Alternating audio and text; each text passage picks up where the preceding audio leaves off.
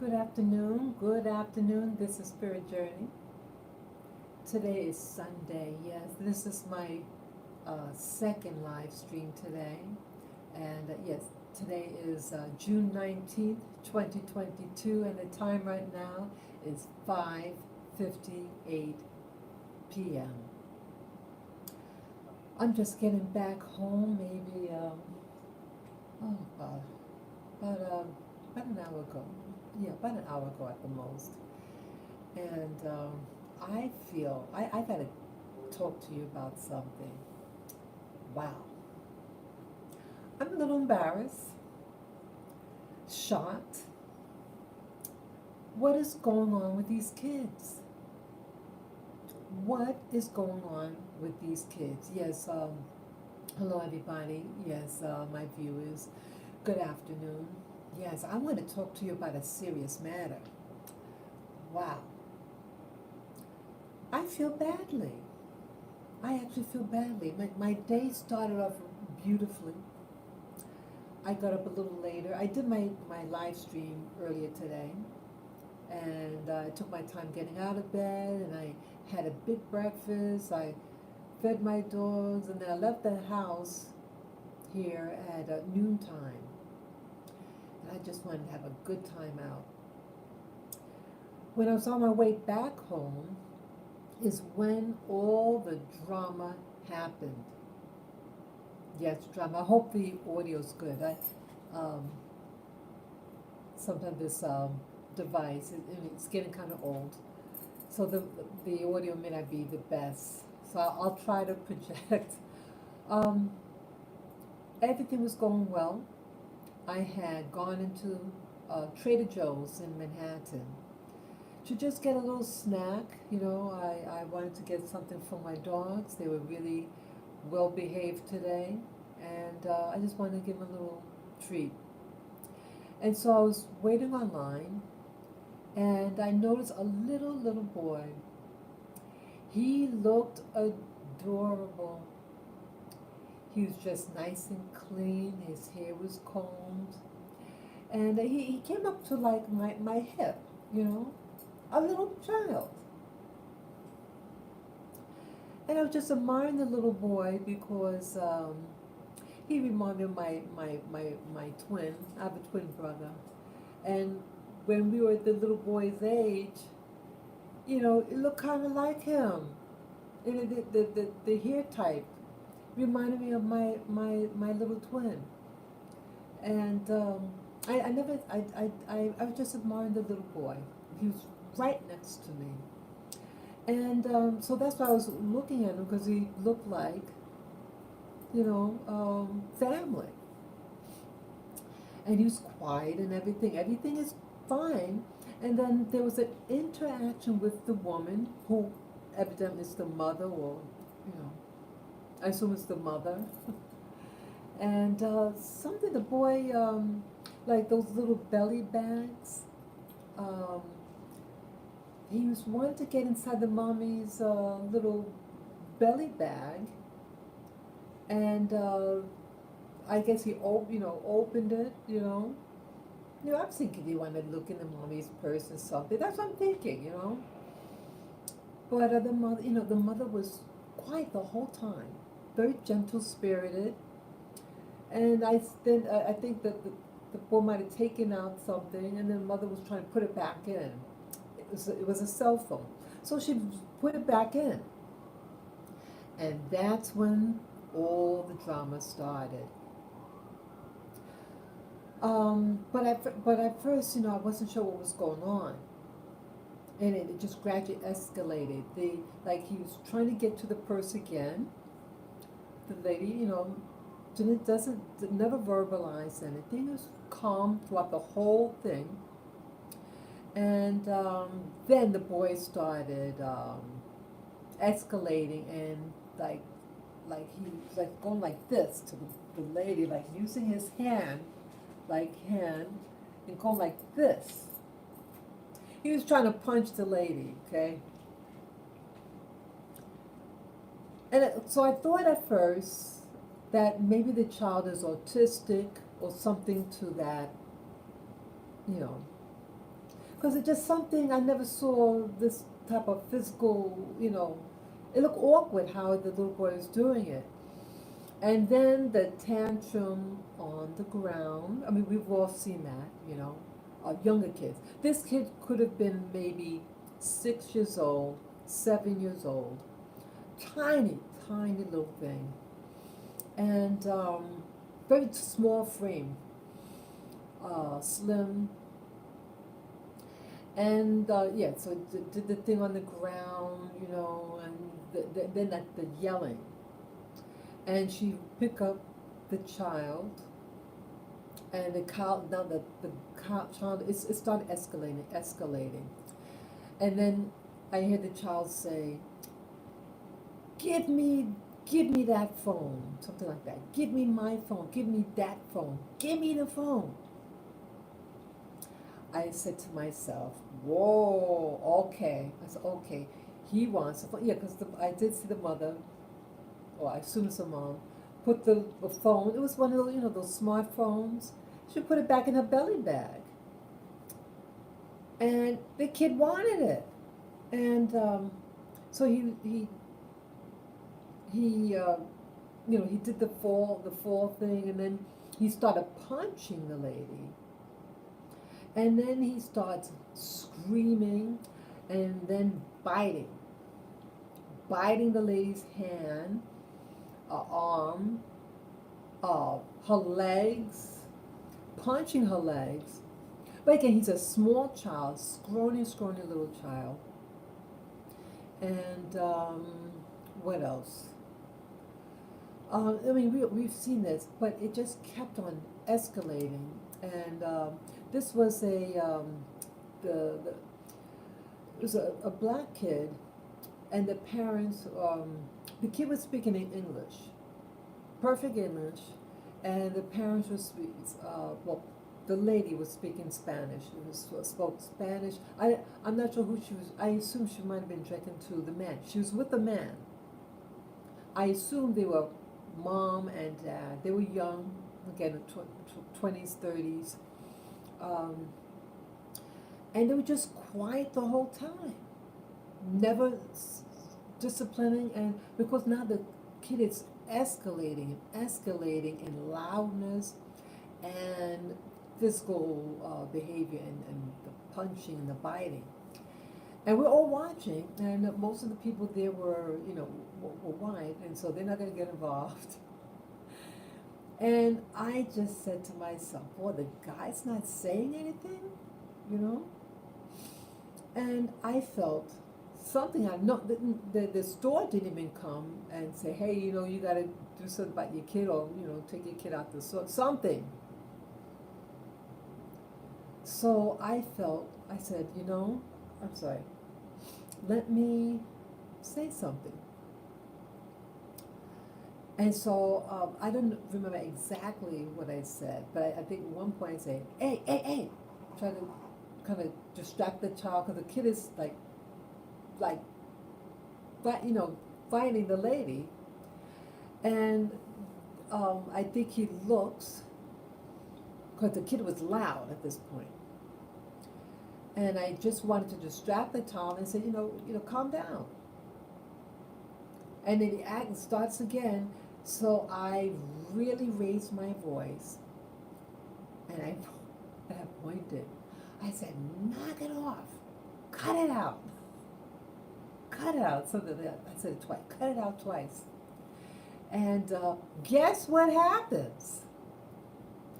The kid, this sweet little boy that I thought, says to me with as much venom that he had in him, he said,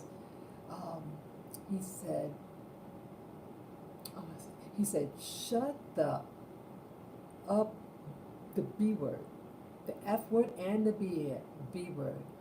I was like, whoa. I was shocked. I think everybody was shocked. He said it so loud. Shut the F up, the B word. And the man just kind of looked at me like, sad. They both, the mother and the lady, the mother and the father, just looked sad. They said nothing, absolutely nothing. And I gathered from that point that this is something really deep and something that, okay, I didn't know little children know those words. And evidently someone is saying those words in front of that kid. And it hurt my feelings. I care for children. I really do. And after that, a Hispanic lady walked up, a little younger than me. She stands up and she says, "You better start listening to your mother," and some other stuff. But he tells her, "Shut up." Yeah, but it's something. The kid seemed to be, response was, seemed to be directly related to what was projected onto him.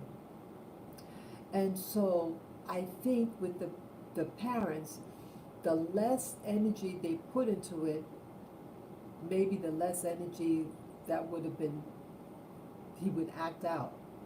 Because when I raised my voice at the kid just, and laughed, the kid, it was amazing, it was something. They were well dressed. The parents looked like really, you would love to be their neighbor. And the little boy before, he looked darling. Seemed well behaved, clean, until the phone was taken away. And then it was my turn to go online to pay for my item, and I told them, "Hey, this kid is told me to go after," you know. And then now the mother is carrying out the kid upside down. The kid's head is down at the ground and the legs are up in the air. And I think the other hand, like one hand is holding the legs up and then the shirt down below and carrying the kid out. She never said a word. Just quiet. The guy, quiet. And then they go up the road. They went out the door and you're all going in the same direction. And you see the drama. The whole drama. The kid does the drama outside. And started, every day he must have punched her face because you saw her face was red. Okay? Then he started pulling the hair outside. Pulling it. Woman never says a word. I've never seen this type of behavior with black kids or Afro-Latino kids. Never, never, never. Never. For a phone.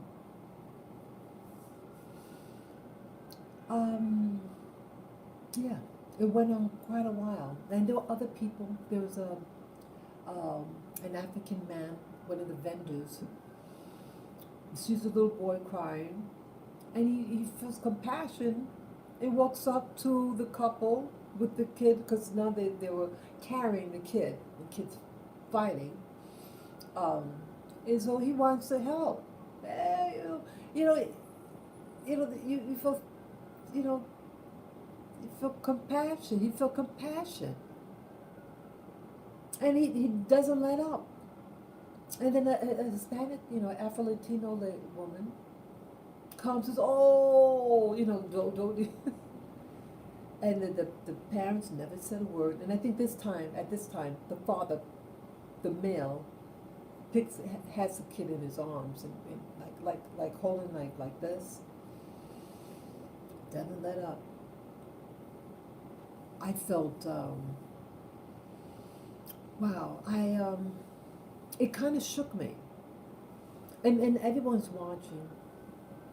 And also, the the lady in the store, the other lady that tried to intervene, Hispanic woman, is telling the kid outside at one point, said something. And guess what? He spits at her. I kid you not. He spat. It didn't hit her. That lady said, "You did, and that spit goes on me. I'm gonna hurt you." Yeah,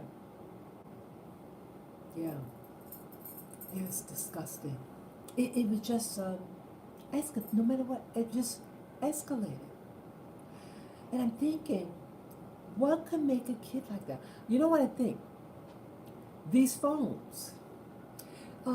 Like I've told you guys before, um, I find the device, these electronic devices, very addictive. Um, I love looking at videos. I don't want to hide that. I enjoy sitting down with my iPad or my computer that's right there in front of me and watch videos all day. I do what I have to do, clean up, whatever. But when I have time to watch, I watch. I binge watch. It's addictive. These devices are addictive. So imagine, evidently the kid has access to that phone at times, and mommy evidently lets the kid at times have it, because why is he finding to get it? It's the mother's phone and it's in her belly bag. Why is he going in her belly bag? And get her phone. It's not his phone. These phones are addictive. And I saw a video about how it's designed to, like when you're going to press on a video or press on a like, before you actually touch it, endorphins are released in the body, because the what's the word?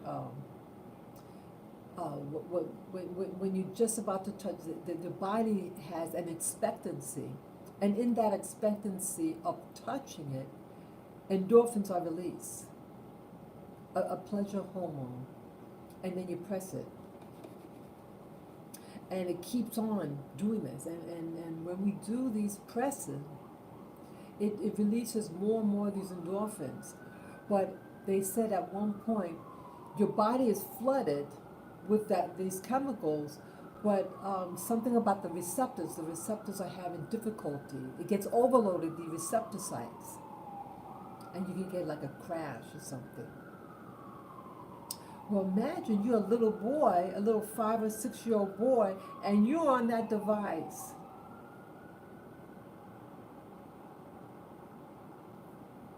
Some years back, I went on a detox for 40 days to go off the internet. For 40 days. And I survived it. But now I find it very hard to even go. I find it hard to repeat it. This was maybe 5, 6, 7 years ago I did it. I was able to do it then, but now it's like 5, 6 years later, 7 years later, it gets a stronghold on you. It does. The things now are more intense. They have more games for kids, more interactive. They want these poor little kids to be engaged in it. And I'm curious also, like the touching. What happens when you actually touch a screen? Is that screen actually taking something from you? The actual touch of you notice now also, I mean, it's been on the like button or the dislike button, right? You notice now they keep saying, oh, you gotta, press the like button for the algorithms. How could it, I start to ask myself, who cares about an algorithm? And why would touching someone liking something or even disliking, what does it mean? to have that selected? Why would people then, why would an algorithm set up for that someone knows, to show more people? People want to, see what they want to see. They're not going by lies. If they see something, but either way, that's what they say. But I'm wondering whether there's something deeper about, press the like button. Why would they have that? Because they want something, they want you overloaded. They want you to touch that screen. And I don't think it's from some algorithm. They want you to touch it because it's taking something from you or putting something in you. It could be doing both. And it's causing addictions. You go outside, you see all these adults, and they're just walking. They're not even looking where they're going here in New York City. It's addictive. And they want you to be in a like or dislike culture. They want you to keep an interaction with the screen. And I think it's doing something to your body, to your mind, causing these addictions. Because remember, the act of pressing like or whatever is making the body release endorphins. And I find like somebody get edgy. It's like it's like I want more, or I get edgy. And say, well, I'm bored with this. I want more stimulation. I'm finding myself saying that. I want more. I don't like this. It's like you want another, like a fix, I think. So when they removed the phone from that kid, the kid had an episode. Isn't it with drug addicts? You take away they need that fix. Right? It's like a fix they get. So this little boy, maybe 6, 7 years old, 5, 6, 7 years old, addicted to a phone. Okay, see if someone wrote a message. I need my glasses. Let me get my eyeglasses.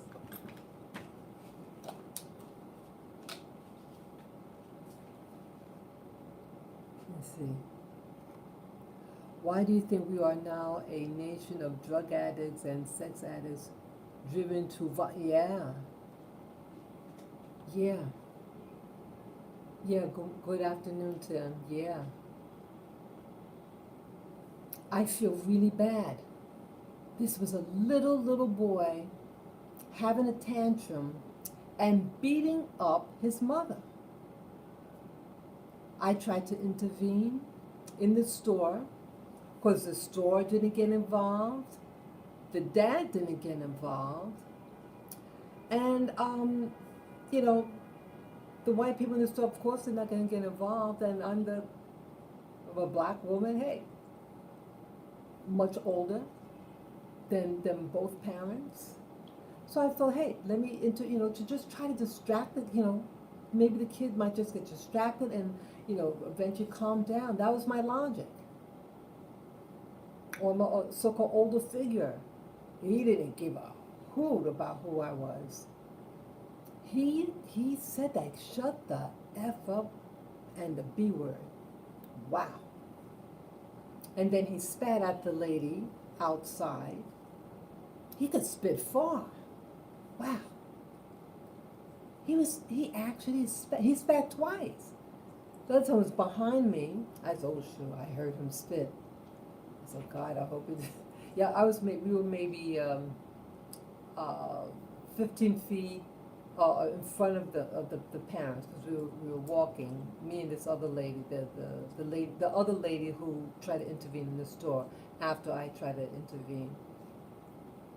And then the family went. in front of us. Yeah, oh, Tim is saying spitting is the top of the song. Yeah, it didn't hit us. It didn't hit the other lady. But man, that kid could spit far. Where does someone learn how to do that? Where does someone learn how to do that at 5, 6, or 7 years of age? And the Hispanic lady next to me, who was with me in the store, said, "You spit on me, and if that hit me, I'm gonna." Yeah. She was a, she was a real. Yeah, and when he did that, the funny part about it was, I gotta find something to laugh about because it really did upset me. The lady that also tried to intervene, she goes, "Jesus, Jesus," like that. I mean, I can laugh at that now, but that kid needs some intervention, serious intervention, and everybody's watching. And I never saw this type of extreme. And it made me think back about some of the other things that I saw, what it triggered in me, this behavior. And it makes me feel badly because it's like a lack of respect for adults. And me, it's like, why these kids, why don't they behave after I say this? I don't have kids. I'm really a softie, and I think the kids know it. It reminded me of this incident that happened over 20 years ago when I lived in Hawaii. I had a friend from church. She was older than me. I was like in my 30s, and she could have been in her 50s. And she was taking care of a young child who about the same age, maybe 5 years old. And the kid, I think she might have been a grandma or something to the child. And the grandma, my friend said, "I just got to go outside in front of the house to do something. I'll be right back. If you can watch the kid." I said, "Okay."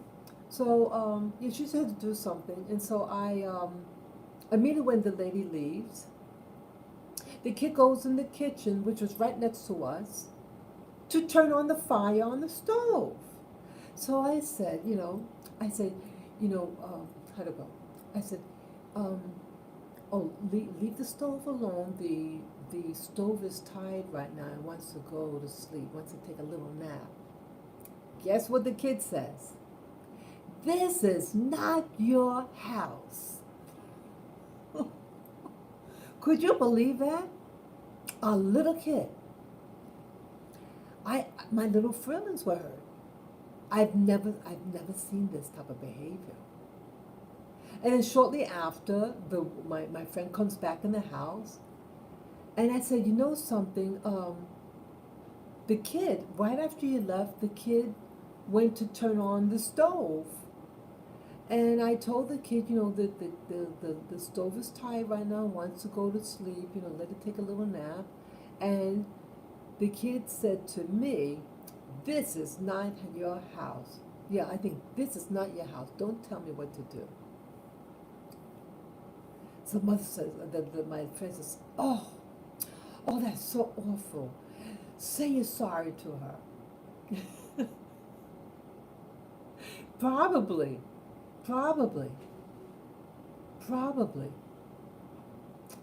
Yeah. And then, see, I want to mention it. See, people may act one way in one situation, and then in private they act like something else. Even little children. And I remember there was something else with a child. Yeah, I don't like taking care of any. I want to stay away from kids. What was that now? It was a little girl. Again, I had another friend who had little kids. They're all about the same age. My friend had a little girl and a little boy. And my friend says in the car, "Oh, I just have to pick up something from the store. I'll be right back. What if you can watch the kids?" So of course I help my friend out. This is when I was in the military. Immediately, when my friend left the car, the little girl punches her brother, and I'm watching. I said, "Don't do that." I said, "Why did you hit him?" She said, "I don't know." Well, I found out what was going on. You bet I found out not then on the spot, but I was like, because this was a so-called very religious family, okay? Uh, we, we, we knew each other. I was introduced to her from someone from my ship. This was at Homeport, and my friend introduced me to her. She was a church member that he went to, and so that's how we all knew each other. Very spiritual minded woman, Caribbean background. But she was married to an American guy, also in the military, and yeah, there was violence at home. Um, I had gotten out of the military, and I went to call up my friend, let her know how I was doing, being back in the civilian world, and we're on the phone, and her husband comes in and was yelling. Oh, before he came in, she had relayed some story to me. In short, the little girl was being molested by the father. And so I speculate that in anger of her being, the little girl being molested, she took it out of her little brother. They might have been a year apart, the brother and sister. People are being exposed to violence. There are a lot of things. I don't like being around little kids like that. I mean, I feel for little children, and I remember I had like a dream about a hurting child. Yeah, I'm very sensitive. I used to like if a little child comes on TV, and if the child looks a certain way, I start crying. When I was like in my 20s, I was like that. Every time I see a certain type of child, I start to cry, and I never I don't know why. I feel for little kids, um, but I don't really react that way anymore. But I used to. But that little kid. I remember another situation. I was in a park. This happened maybe 15 years ago. I was in Central Park, and I like what back then. It's before I got my little dogs. I I like watching the children play, and so I was sitting down watching the kids play, and a father with a daughter, young girl, all about the same. She might have been maybe 8, 9 years old, and of course, the father and me started talking, and the father was telling about the mother that he's separated, and he's taking his little girl out. I mean, he did. Wait a minute. He's either divorce. I think divorce. I think that's what divorce. But he's taking his little girl out. It was just small chit chat. Yeah, I think it was divorce. Well, the little girl didn't like that he wasn't looking at her play. She walks over and slaps her father in the face. Hard. Hard. He was an Italian man, Italian American guy. I shouldn't stereotype. But it just shocked me. And then it had to register in his head like what the little girl just did to him. Because he didn't react right away, and then it started bothering him. I'm just glad she didn't touch me. Yeah. See, with kids, sometimes kids have more rights than the parents, and you try to discipline a child, they get you for child abuse. So thank God she didn't hit me. And then the father gets getting in touch with his feelings. He says, "Don't you do that? You're being bad. Oh, I'm sorry. Oh, what a she was really fake, really fake.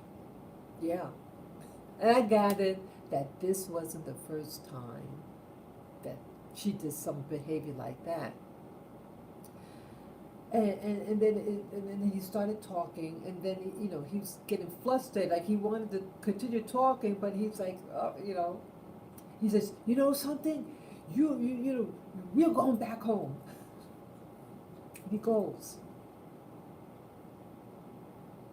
Yeah, back then they didn't have the cell phones like we have now, not 15 years ago. Yeah, these kids are acting out. They're acting out. And so I think also the reason why I'm using the labels, the so-called race or ethnic labels, because I want to emphasize that it's anybody. It's happening to everyone. Black, white, Hispanic. I've even seen Asian, little Asian kids. They are acting out. And I'm also wondering whether I call it the bug juice, injected them bug juice in their arm, whether that may have something to do with some of these behaviors. Because see, they always want you now to be right next to your device. They insisted on that everybody should get the bug juice in their arm. Why? Why do they always want you to touch your device and press the likes? Who cares whether someone likes something or not? If you didn't like it, you don't watch it. Right? If you don't like, you change the channel. Like on television, you don't like, change the channel.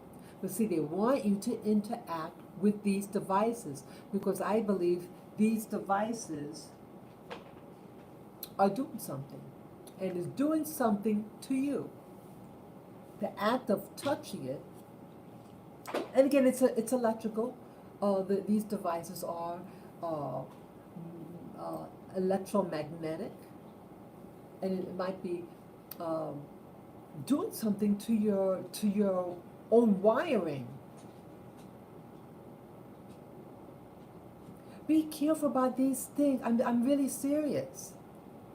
They have, I have mine somewhere, but they have those devices like a little stick, has a little rubber tip, and you maybe touch it with that. Because I'm thinking, you're touching it, it might be passing something on to you. Or activating something in you. It's doing something. It's doing something to you and doing something to those little kids. Again, those little kids got a little brain and they have a little hand and it's right up in their face, right? They got a little skull and the impulses are going in their head, right? Let's see the brown. Sorry. Yeah, let me read the response. It says, kids don't come with hate in them, but they sure do learn it quickly. It's oh yeah. And then it says, yes, why a sudden uptick in violence? Why anyone dares to question the injections equal branded or not. Meanwhile, they want to jab more children. Yeah. That very good point. That's a very, very good point. They want to get your kids. Why do they want to get their kids? Why? They want to take control over your children. This couple, they look like really nice people. Nice, wholesome parents. And I gather that this is what the kid does, and they just go with the flow. They don't want to agitate the kid more, and they never said a word to me, even outside the store after the kid was spitting and doing other things. I said, "Mommy, I'm sorry. I'm so sorry." And the other lady started speaking to her in Spanish, probably or something.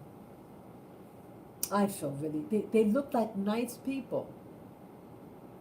And for them to not say anything, I mean, people from the Caribbean, I've never seen people from the Caribbean with a, never, I've never really seen it like that. Not like that. Kids would act up, but this was the phone issue. A phone. To get the phone. This is addiction. So I'm just saying, with these phones, you start noticing. Do you see people walking and not looking where they're going? There's a movie. Where my neck? So my neck. So I have a neck. Yeah, my neck is starting to hurt. See, I was leaning forward. I'm sorry. My neck is bothering me now a little bit. There's a movie that I saw. I don't remember the name of it, but it had. Let me see if I can get the. Let me just get the name. Yeah, it's on my iTunes. I purchased the movie. It's some sci-fi movie, and let me get my library here. Let me just go through it. Yeah, it's about, it's the near future, and these computers take over. And they had a part in it that was very telling, and it's what I think is the next step, especially with that, what do you call it? The mega, that mega thing. What do you call the Facebook? Meta something. Yeah. I'm still scrolling. Yeah, I purchased a lot of movies. See, I do get addicted. Yeah. Um, I'm still scrolling. There's a lot of movies here. Um, it's a sci-fi movie. Oh, I want to find it. I'll find it. It's here somewhere. It's here. Oh no, not that. Come on. Oh, was it that one? Okay. It could be the movie Upgrade. It could be the movie Upgrade. There was a part in the movie. Some guy is running away from somebody else. He's being chased, and he goes in like a parking lot, underground parking lot, and in there is I guess, a type of drug addict, but this one is a futuristic drug addict. Guess what he was attached to? He was attached to an IV drip, and he had the what do you call it? Remote. What do you call it? What do you call it? Remote. No, virtual reality glasses, VR glasses, the goggles. I meant to say. He had that on. He's watching it, and then he's like, how when they were like going like this, we're going nodding out. Yeah, this his IV drip. So he's forever attached to the virtual glasses, and he doesn't have to go anywhere. He has his food 24/7 with the IV drip. That is what's happening. We're getting so addicted. Hey, you just veg out. You get your virtual goggles on, and you get your IV drip, of food, whatever, so you can just do this all day. Don't you think people would want to do that? Say, hey, I go to this club for the weekend, attach the IV, and watch the whatever what he's into. That is where we're headed to. That's what it is. And the meta thing, the metaverse, that's the name. The metaverse is like a step away. You get your what call it, your avatar, and you get the clothes for the avatar. Don't you think they're gonna be starting competing? Who got what outfit? Who wears a nicer outfit in the virtual world, right? It's gonna be no real different. It's just you're acting out through the avatar.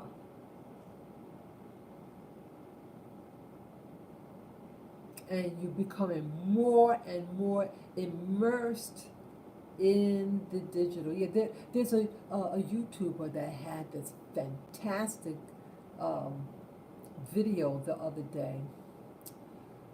She talked about the, that everything's becoming what we call the digital world, and what's that? That digits have to do. We're being numberized, numerated. We're becoming a number and not a person anymore. And she has some really great insight about it. Yeah, we're not people.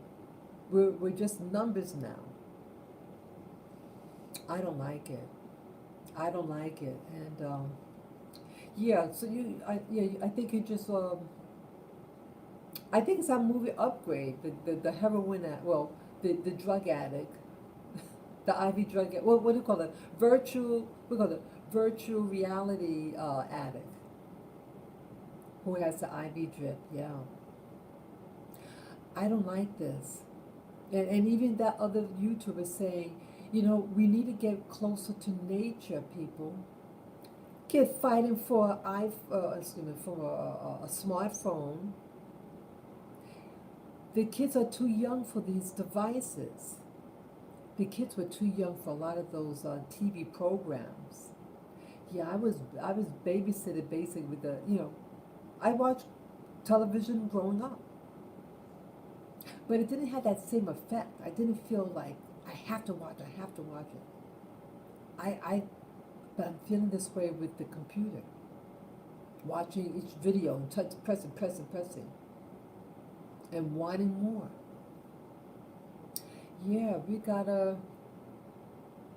we need to wean ourselves away from this. If you have kids, people out there, you have grandkids or nieces or nephews, uh, children, do not have them with those computers in their room or their phones. I didn't need a phone as a child. People say, oh, well, with terrorism and all that, the people are always being terrorized. Nothing's really changed. It's just a little bit more of it. You don't need a phone. You notice everybody got a phone, but no communication. There's no real communication going on. But everybody got a phone. How come there's less communication? People don't want to talk to people anymore. They just rather interact, pressing a few buttons, but they don't want to talk one-on-one. We're afraid to talk to each other. It's real safe through a device, through texting.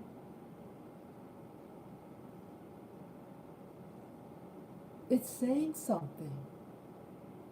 You need to go out there in nature. It feels nice. It feels nice to just walk. I hope that lady hides her phone, locks it up, and start taking their children out to the park. Play games. Kid like that we used to play little games. what was that? Dice, rope, jump rope, it's hopscotch. What else? They had the little truck, little guys like the little trucks. They love those trucks. You know, they're introducing all these games, these computerized games. I remember uh, a considerable long time ago. There was an incident that happened in Japan. They had this program. They had this program, and then yeah, Japanese cartoon, and then it did this like like this electricity bolt coming out, and the kids got seizures. The kids got seizures. What the hell? Why you have a cartoon and show kids that? You don't think they know what they're doing? You don't think they know what they're doing? Everything you see. I used to work in a television station. I worked in so many industries. And maybe there's a reason for that too, on the spiritual level. But yeah, I used to work behind the scenes in a television station. Everything is organized. Where where people are gonna stand, they make sure they get the sound check. They got monitors all over the place, TV monitors. You're being watched everything's being watched at all times. So when you see a so-called faux pas slash mistake, it's no mistake. You have too many. Excuse me. You have too many people watching. Yeah, and again, you have the director or the producer that's watching everything as it goes. Everything's scripted. It's all by there's no accidents. There's no real accidents.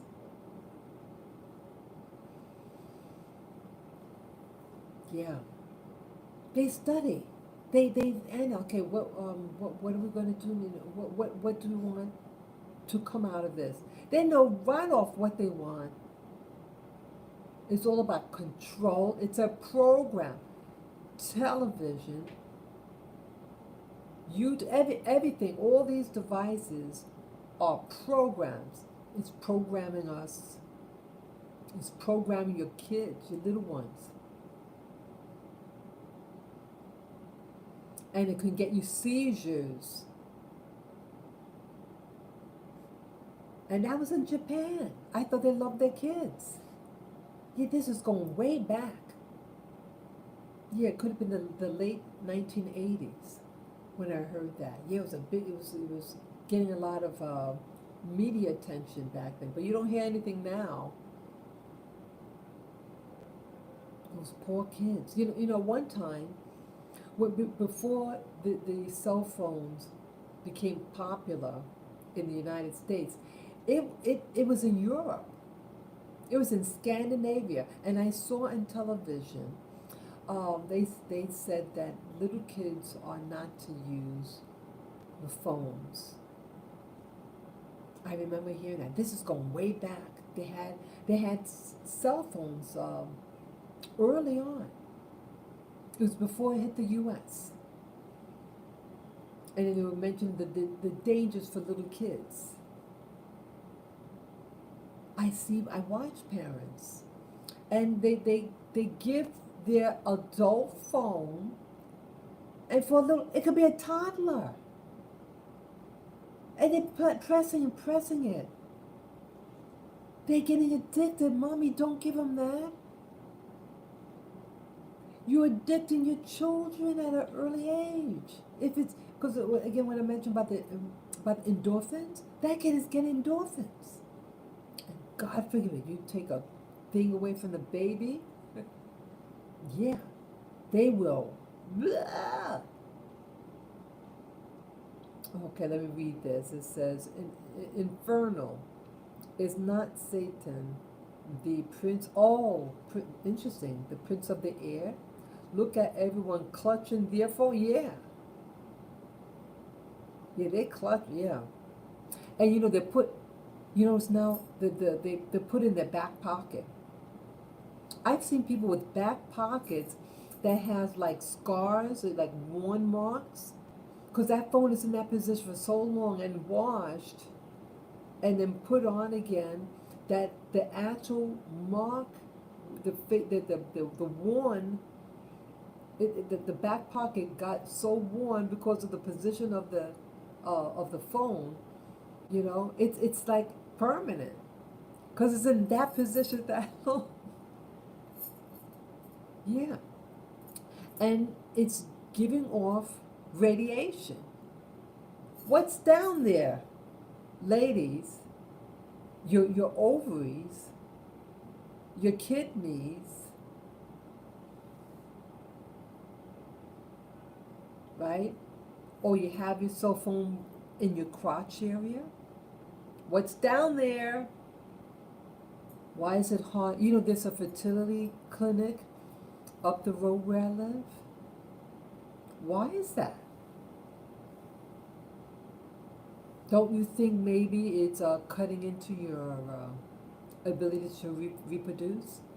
You're radiating your privates. You're radiating your privates, people. They're doing this on purpose. The system. The system doesn't like you. Just because someone gives you something that you like doesn't mean that they're your friend. I'm going to repeat. Just because someone gives you what you like does not make them your friend. Doesn't mean that they even like you. They know what they give. The system knows what they're giving you, and they know the side effects. They're giving it to you to get those side effects because they really hate you, and you are in love with them. You're in love with them. And you got to stop it. You have to stop. We have to stop it. Keep your cell phone at home. Back in the day, like I have a house phone right there.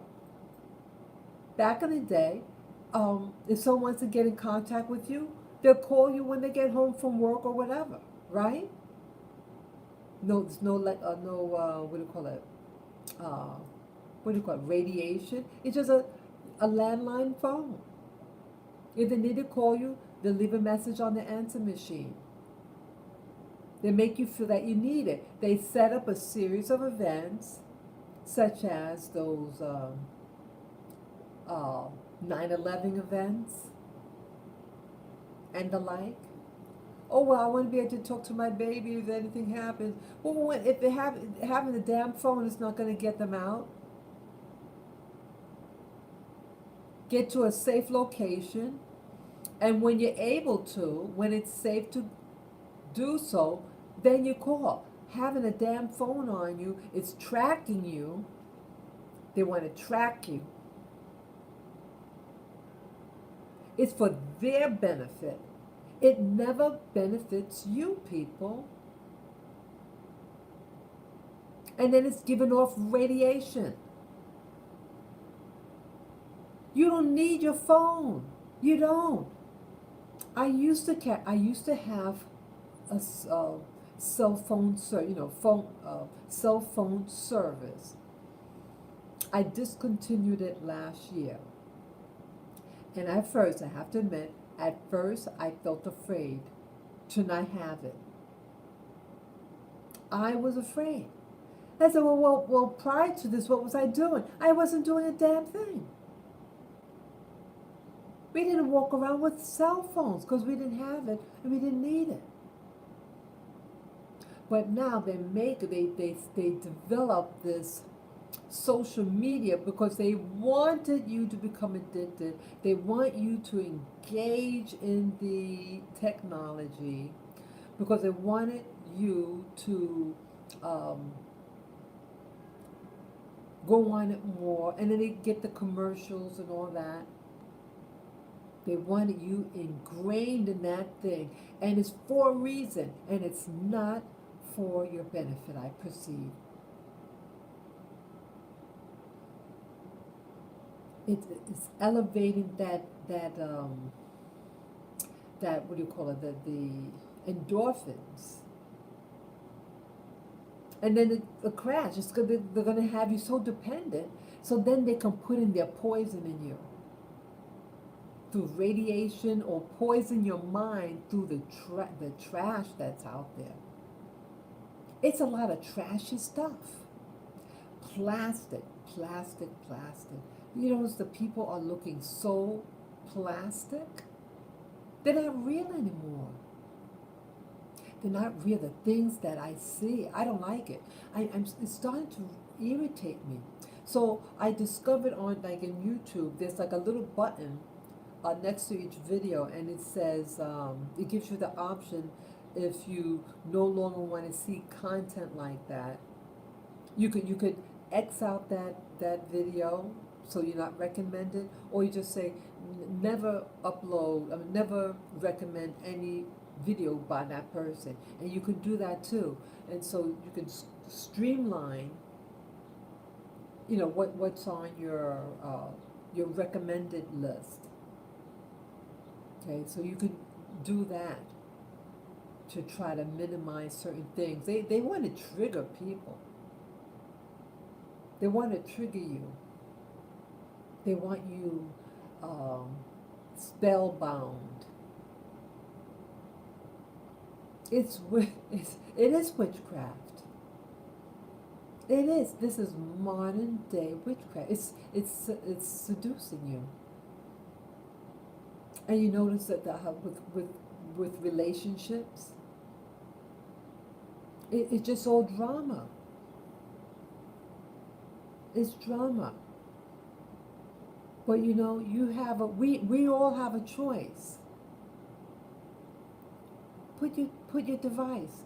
Don't have your little children pick up your phone. That's an adult thing. You know, they could call some weird number. Some kids are, you know, they get a nuts. A friend might share them and know, hey, this is a number of a sex thing or whatever. Or this is, you know, they can dial some number. They might be able to buy things on that phone. These kids are savvy. Oh, I want to buy that toy. I want to buy. And they can do that, people. These kids had lost their mind, and they were willing. The little boy that I was talking about, 5, 6, or 7 years old, was beating up the lady, and it was escalating. So I felt I had to intervene verbally, try to keep it, you know. Yeah. You need to do something, family. You need to get that phone from your children. And you know it's going to be rough. So you know, when you pull away something, you know, when you take away something, you should put something back. Say, hey, I want us to decrease our phone usage, but instead, hey, let's go out for a walk in the park. Hey, maybe we can play a game of cards. Something. Do something physical. Yeah, they're controlling your kids. They know how to. It's amazing. Like these new televisions. You know, I don't know how to operate these new TVs really. When I used to go visit this person, and here a little kid knew how to use the remote control. He knew how to navigate on that television. Those smart TVs. I didn't know how to operate it really, but the kid knew how. They're very savvy. Very savvy. They're quick mind. See, they're being raised in the culture of these devices. They might have more knowledge, but they have a decrease of wisdom because the computer is thinking for them. They don't have to think. Just respond. That's all they want. They want you to respond. Okay, bark so and so. That's what I mean. They just want you to respond. Like a dog. Okay, press the like button. Keep pressing. Like a fucking dog. Yeah. Yeah, it's controlling you. It's controlling you. And you notice now some of the YouTubers, they're getting very aggressive with the pressing the likes. You can say it. You can say it in the beginning. You can say it at the end. But they're getting aggressive. They're starting to get aggressive about that. There's a reason why they want you to keep on touching your device. It's not in your benefits, people. And the proof of that is how it's affecting the little children. And when you pull away that phone from them, how they act.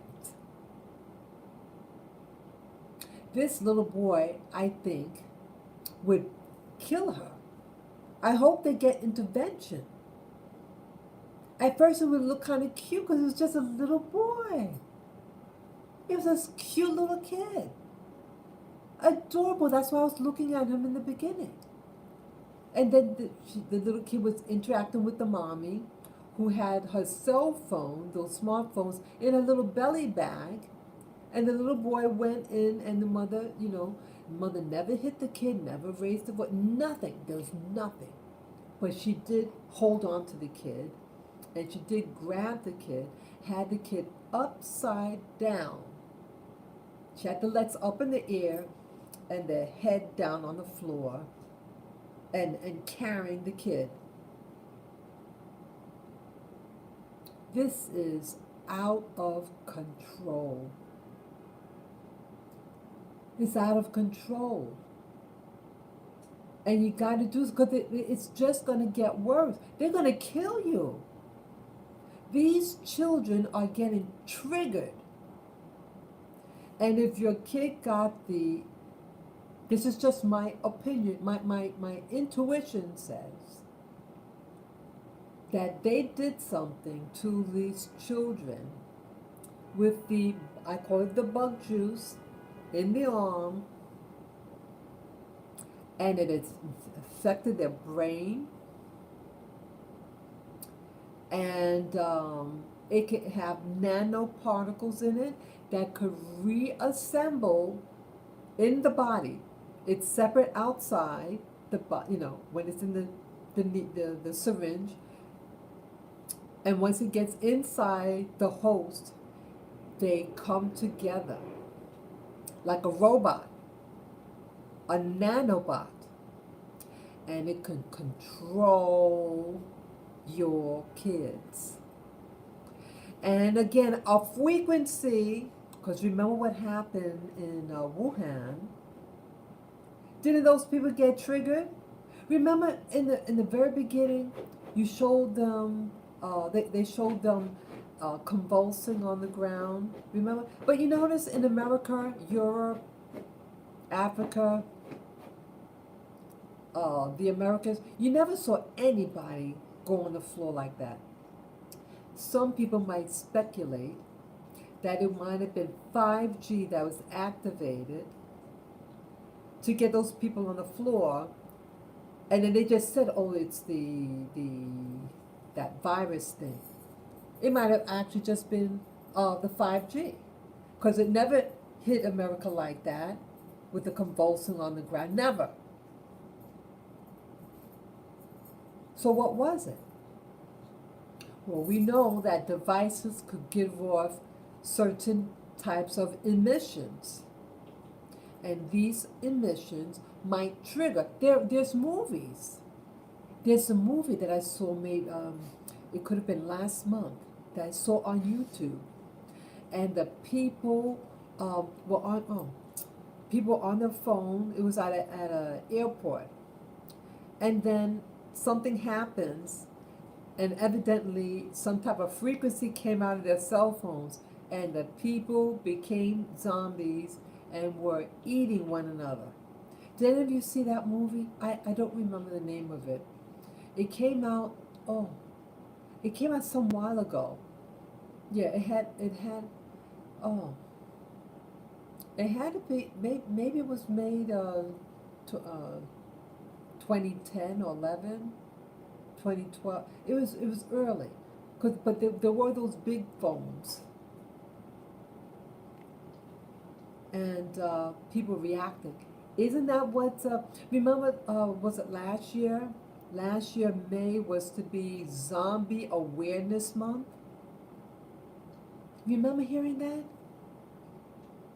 Why would the media say that if it's not really something that's possible? They're letting you know.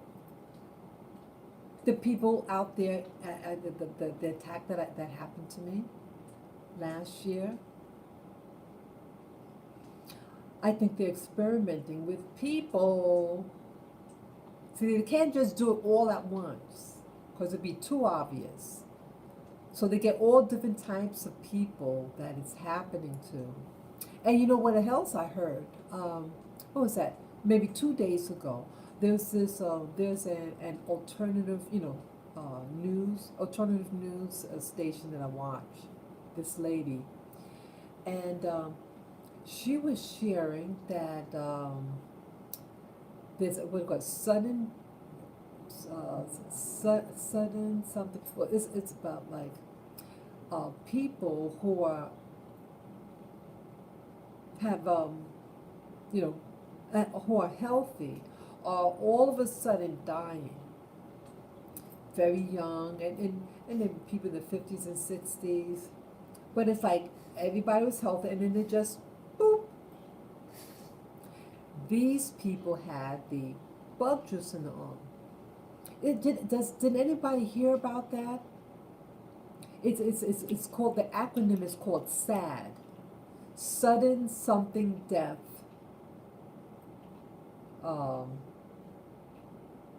Syndrome or something. Yeah, all these unexpected, deaths that are happening to relatively healthy people. And these people had the bug juice.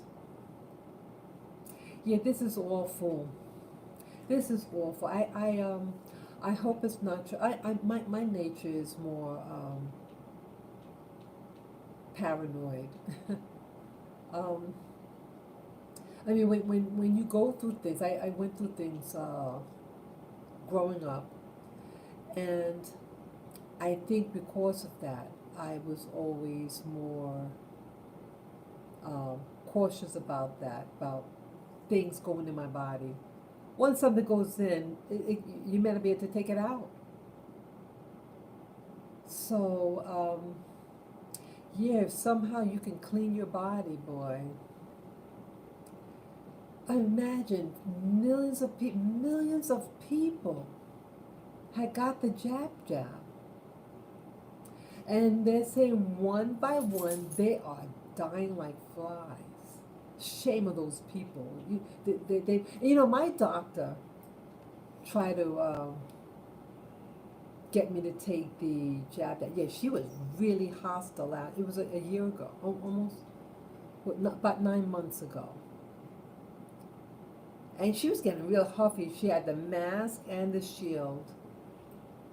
And she was upset that I didn't want to wear the mask, and she also thought she'd wear the mask and a shield. That I should get the jab in the arm. I said, and I spoke to her. I said, well, I heard that, that it has these components in it. She said, I don't know what news you watch. Yeah, I'm also very stubborn too. I see also. See, I was very, very shy. Now I'm stubborn. See, I'm tired of believing somebody just because of what they are. I don't, I don't trust doctors. I really don't. I don't trust the typical doctors here in New York. They're notorious doctors here. They sell their souls. They're not real doctors. They're not real doctors of the soul. They just follow the system. I don't trust them, and I don't trust them when. I guess also because I'm a person of color. I don't trust them. Especially from the VA hospital. I'm a veteran, and I go to the VA. If I at one point I was so upset with them, I got a private doctor, but it was getting so expensive. Yeah, yeah, it was getting very expensive. I said, well, let me bite the bullet and come back. Um, but how I feel. I think with my meditation that I do, I'm seeing that that the life here in this world is not the only thing, and that I'm seeing. I tell you that when I do my meditation, I have visions, that I see things, and how do those things occur? Where are these? Where are these things? It's like it's a radio. It's like your brain is like a computer. It doesn't create anything. It only it receives information, and it kind of sends out. But it's a processor. It creates nothing. It takes what's out there in the ether. That's all the brain does. It doesn't create a damn thing. And so when you meditate, it's just picking up signals. Where are these things stored? These signals, these things that I see. Again, I don't do drugs, I don't drink. Your brain is a computer. It's like a we call it Bluetooth. It just, you know, allows you to hear, and allows you, you to send out information. This world is all energetic. It'd be interesting, are the things that I see, is it actually happening at that time? That I don't know. I don't know whether it's something that happened in the past, or something that's happening currently, or something futuristic. That I don't know. That I don't know. But something's up. And so I'm thinking, my seeing those things is telling me, this whole concept, like in the Bible, about life and death, and about, again, if your religion serves you, you serve it. But just think.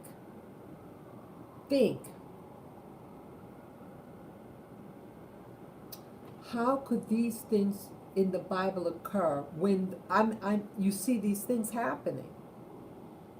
Where is it happening? Where are these people, these people that's supposed to love us? Where are they hiding? Why can't you go visit? It'd be a nice, hey, I don't like it here. Hey, could I come now? Why would your father say you can't come? He said he got a big place. He doesn't want his children to go visit? Come on. Because it's not real. It's not real. They want to take your mind and put it in a computer. Did you, what's that, maybe just before COVID, someone was um, they were dying, and they gave him a proposition. Say, hey, we can't, we can't do anything more for you, but we can put your mind in a computer.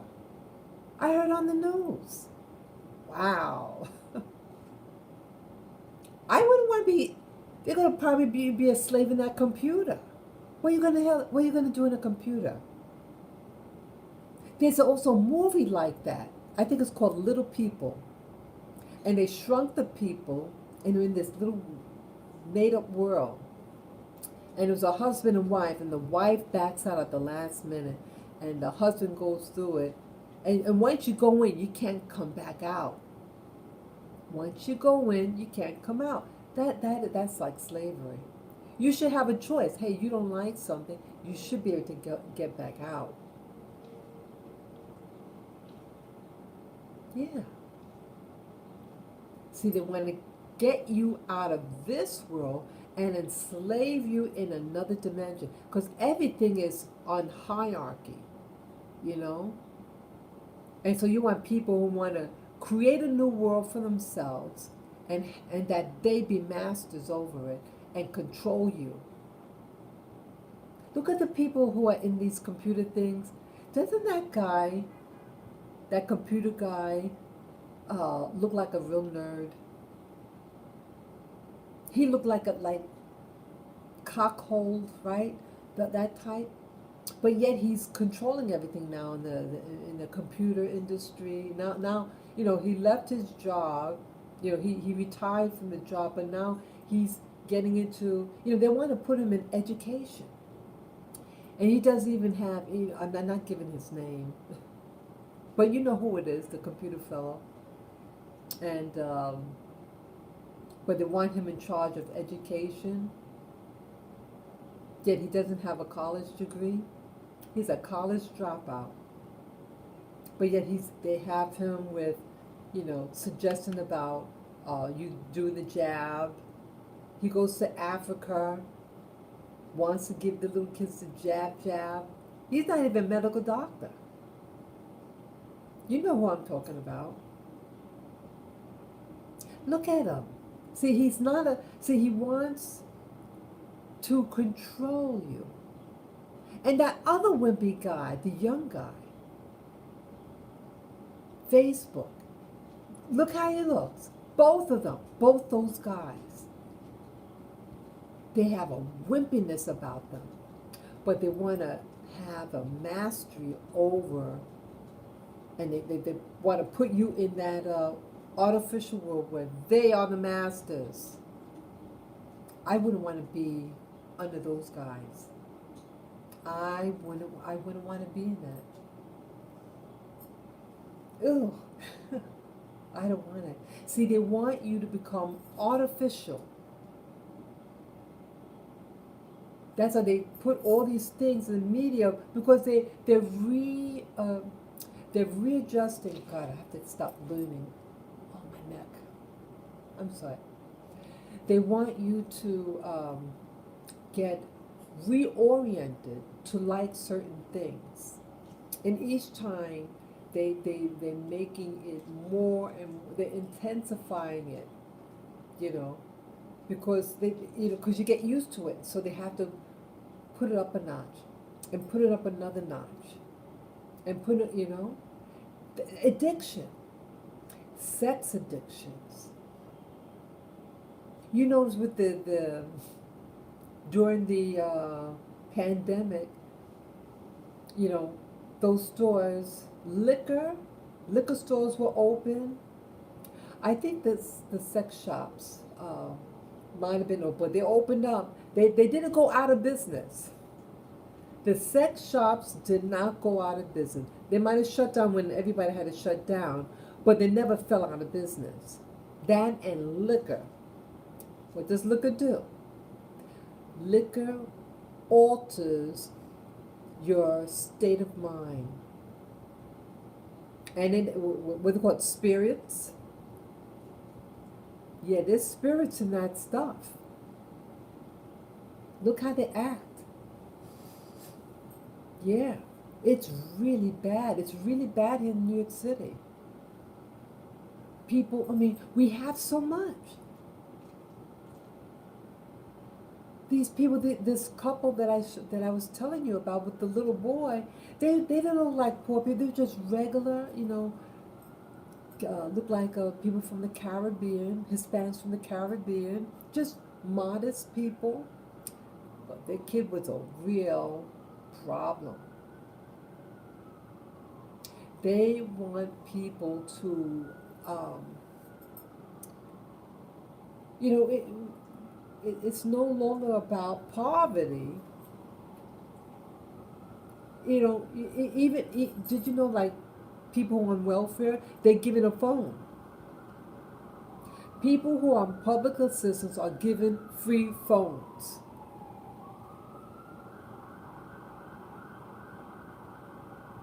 Why is that? They're no longer, there's no longer any pay, well, okay, they don't have the old-fashioned phone booths, but they have these, I've showed it in past videos.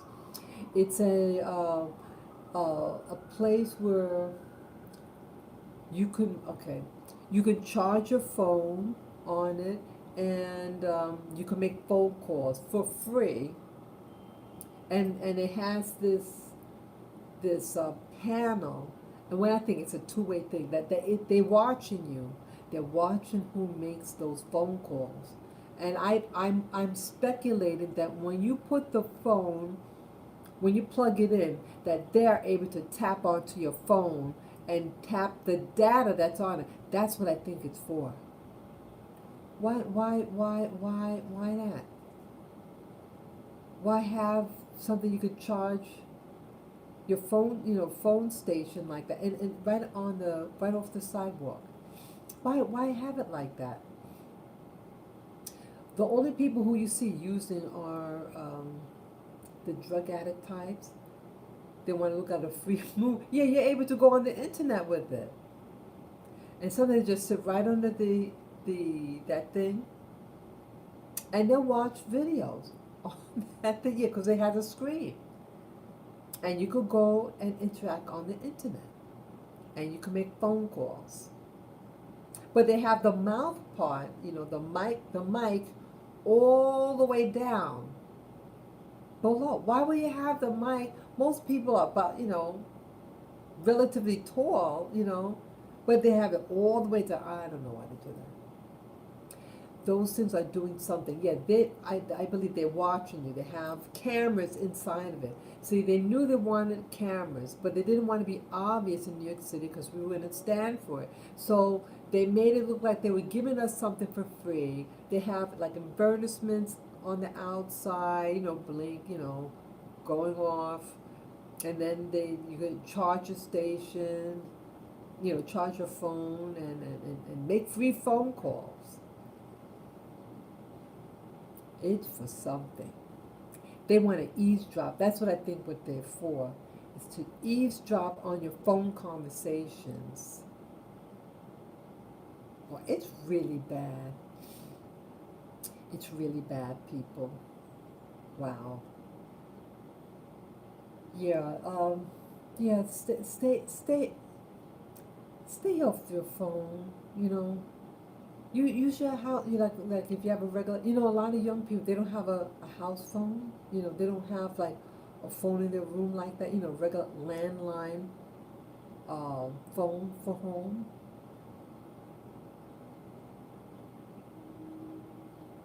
Yeah. Yeah, if you really want to communicate, yeah, have a phone. Make all your important calls at home. Don't give it to your children, people. Their little brain, they're tiny. You give it to them as a toy, and they're like, what are they watching? Don't trust what they use for what they do for these kids. Don't even know what they are anymore. Mommy, I don't know whether I'm a boy or girl. I feel like a such and such right now. So that we lose in common sense. There's another movie I suggest you watch. It's called, um, what's it called? Ghost in the Shell.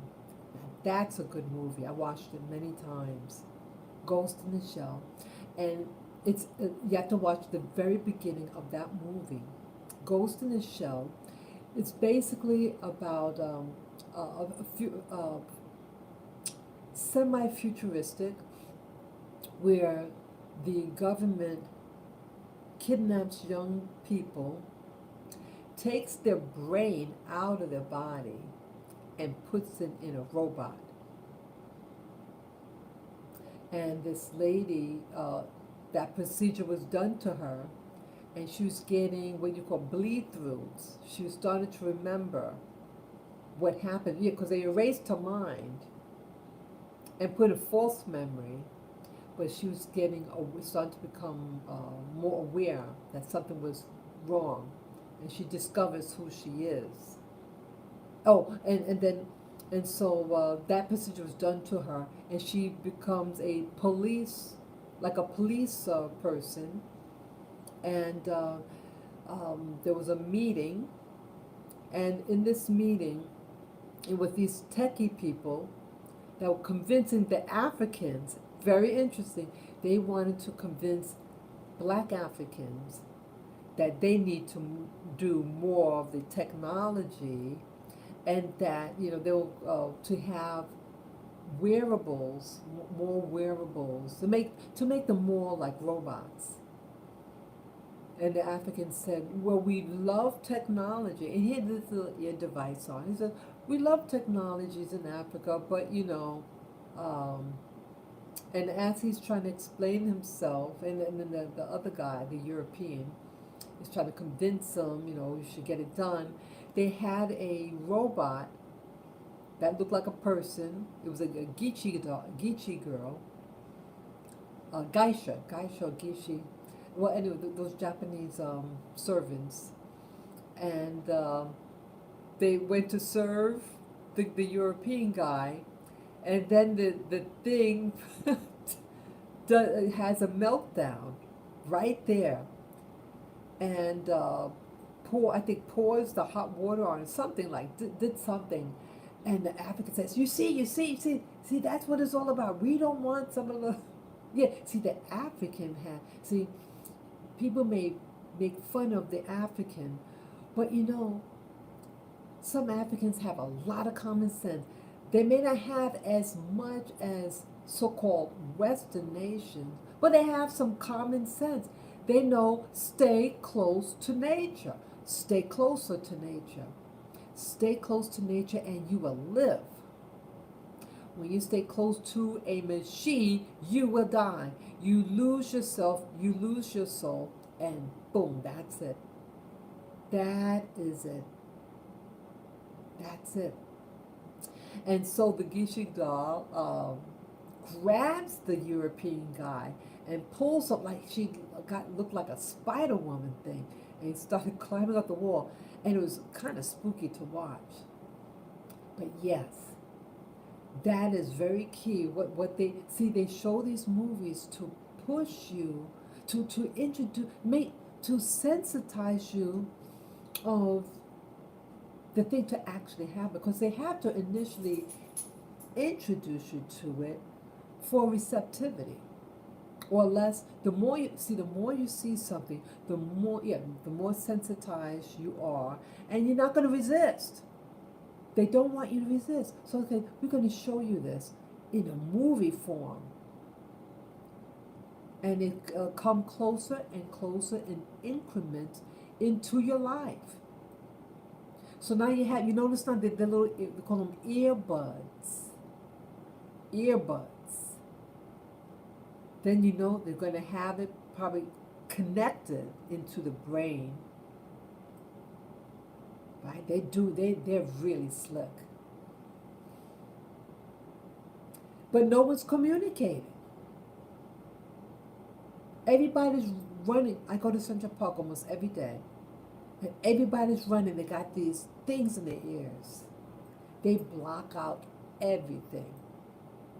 because you're getting into the device, the music, the videos, they are controlling you. The movies they have out there, they're telling you. Once they show you, it's like your hands are behind your back, and you stop fighting.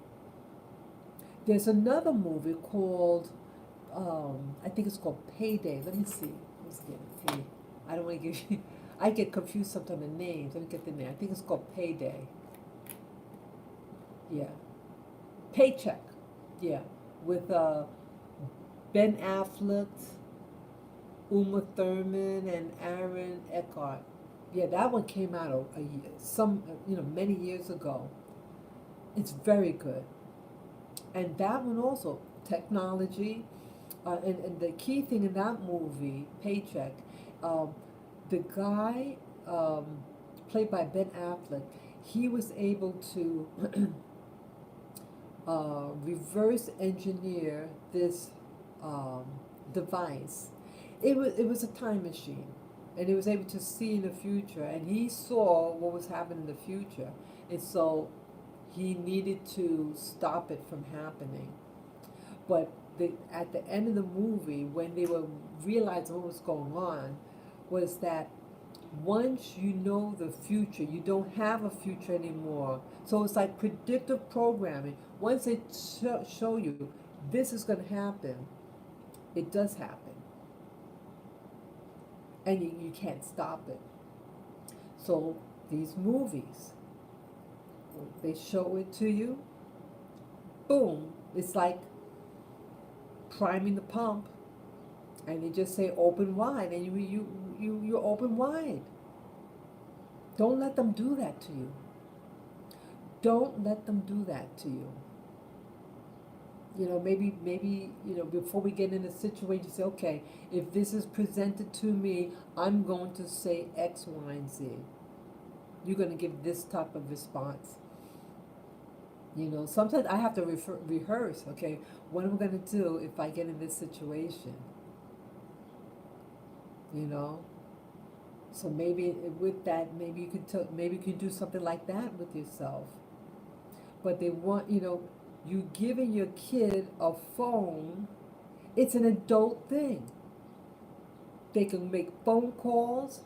They can make purchases on that phone. These kids are smart, and you just give it to them because they'll shut up. Yeah, they'll be quiet for hours, and that's why a lot of these mothers give it to them because they right. That's why they give it to them, to shut them up. And yeah, they stay quiet, but God forbid you take that toy away from them. I mean, your phone's not a toy, but you take it away. And if you have some mental issues like this little boy, I've never seen a child, a black child, an Afro-Latino child do that, ever. I don't want to, these kids are getting out of hand. They are out of hand, and they don't care about us adults. That kid did not like me for telling him to stop. Someone had to say something. It was escalating that bad. Biting her, pulling her hair, kicking her, punching her. The store wasn't saying a damn thing. The owners of the store, the people online, and I understand that. I felt I had to say something. Yeah. So yeah, you need to do a talk with your kid to see, and maybe ask them. So something. Do you feel connected with your phone? Do you ever feel sometimes that it's hard to put your phone down? Ask them when they come.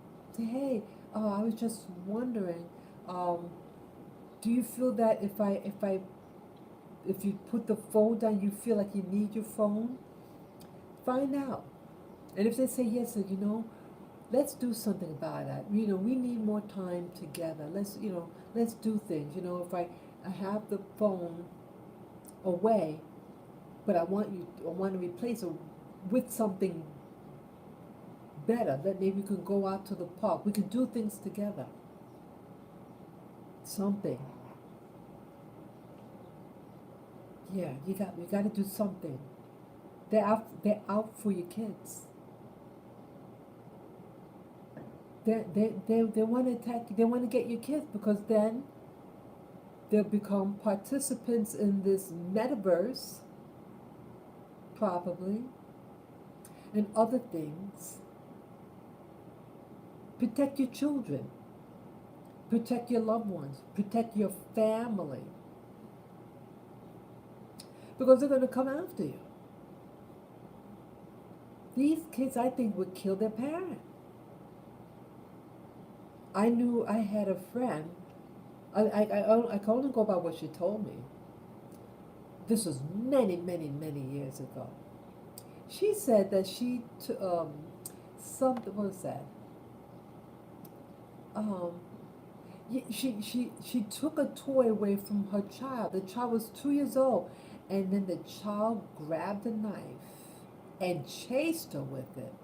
And the girl's brother was in the room to help, intervene and get the knife away from the 2-year-old child. Yeah, they snapped some of them. Yeah. They're in a rage. They become something. I believe it's that V word, I believe. I think it's that V word. It's not natural. That VV is not natural. It's not natural. They want you stuck at home, becoming more unnatural. Eat plastic food. They literally have plastic food. They have plastic rice, plastic lettuce. I saw it on the internet how they were making it. They can make it even taste better than the real thing. Don't you notice when you eat something like, let's say, butter? I like buttered popcorn. I used to go to the movie theater a lot. I like going certain times of year. I used to like going and buy the biggest popcorn and put that butter that liquid stuff on. One thing, that liquid stuff has this artificial chemical in it to make it. It's an artificial butter flavor, but it's a carcinogen. I found out. It is a carcinogen, meaning it causes cancer. Plus, or something. What's the point now? Oh, I remember. So, but have you ever had butter at home? Let's say you bought a stick of butter, but the butter that you get at home don't taste like what they have in the movie theater. But you're so used to movie theater butter that you like that better than the real thing. They've taught us, excuse me, to enjoy the artificial chemical rather than real butter. That's what I'm getting, and that's what the metaverse is all about. Creating an artificial world that tastes and looks better than the real thing. So, hey, I'd rather this. That's what they want to make you get into. Don't fall for it, people. Don't fall for it. Put your phone down. Maybe you need a detox also. Like I need a detox. I need a detox. I do go out almost every single day to the park for a couple of hours with my dogs. But I think I need more help with this. Yeah, that poor little boy and poor adults like myself and you guys. Yeah, if you see yourself acting, yeah, I told a doctor once. We call it a psychiatric nurse. I said, I think I'm getting addicted to my device. Oh, that's okay. Yeah, I like, I go to different parks. I might go to Madison Park. I like Central Park. I like, yeah, I go to different ones in the city. Yeah, I like going to different ones in the city.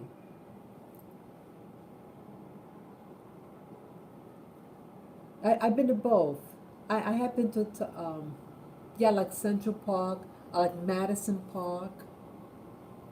I like the pier. Yeah, it depends how I feel. But we need to go out. We need to have, to get connected. Yeah, I like going to different. Yeah, we just need to get out and find out. We got to detox. That's what I'm getting at.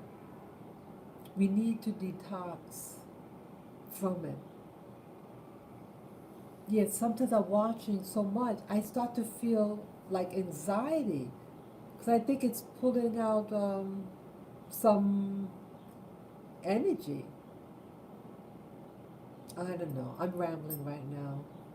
Yeah. So yeah, I hope you like this live stream. Yeah, I really felt I needed to speak regarding the little boy. I really felt badly. Um, I don't want to take it personal. I know, he's just a little boy, but I felt badly. The children are hurting. The children are hurting, and they're willing to do anything, even to an adult. They don't care.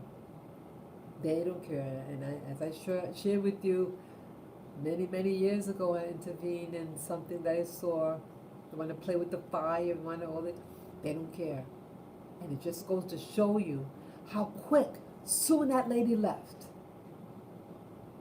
went to turn on the fire on the stove while I'm there. You think I'm going to let a kid play with fire? No.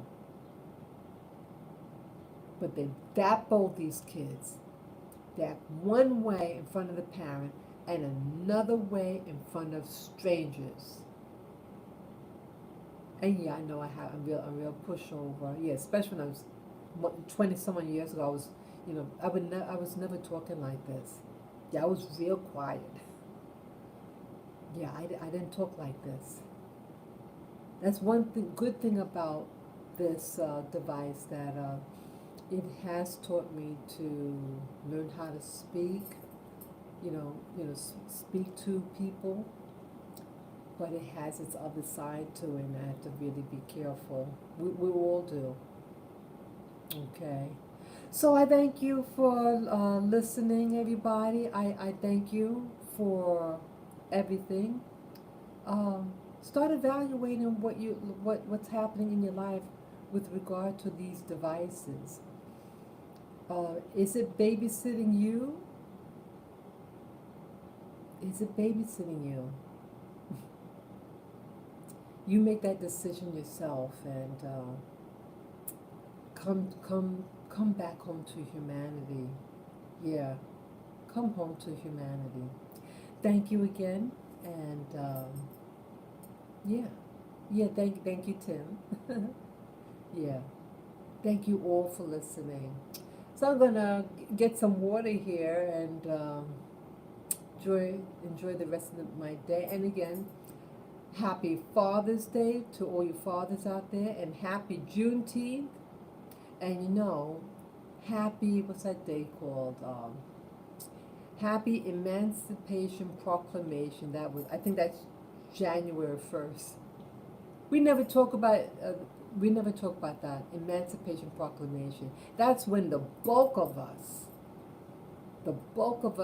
in the United States were released from bondage.